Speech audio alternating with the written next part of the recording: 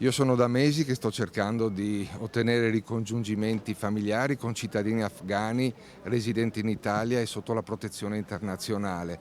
Ovviamente con l'aggravarsi della crisi e il precipitare degli eventi ho cercato di accelerare le pratiche di espatrio per questi familiari che sono per lo più mogli e figli, mogli tra le quali molte insegnanti sotto il mirino dei talebani. Da tempo l'avvocato veneziano Marco Sitran si occupa di ricongiungimenti familiari di afghani in Italia. La scorsa notte è riuscito a far rientrare una mamma con due bambini che dovevano raggiungere il papà sotto protezione internazionale e che vive e lavora con regolare permesso in Italia. Ma la situazione è drammatica e, si appella a Sitran, serve la collaborazione di tutti.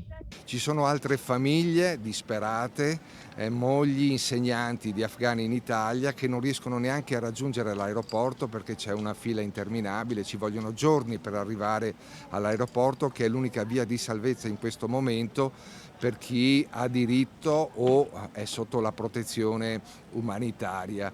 L'importante è arrivare all'aeroporto e faccio un appello alle istituzioni perché capiscano che oltre a chi ha collaborato con il governo e che ha necessariamente bisogno di protezione, ci sono anche i familiari di molti afghani residenti legalmente in Italia che soffrono e vivono delle situazioni di gravissimo pericolo. In particolare per le donne insegnanti. L'aspetto di queste donne di cui io mi sto occupando, di questi nuclei familiari, le mogli che sono ancora nelle vicinanze, nei pressi dell'aeroporto di Kabul, sono insegnanti e gli insegnanti sono ovviamente donne, sono le più esposte alle possibili ritorsioni dei talebani.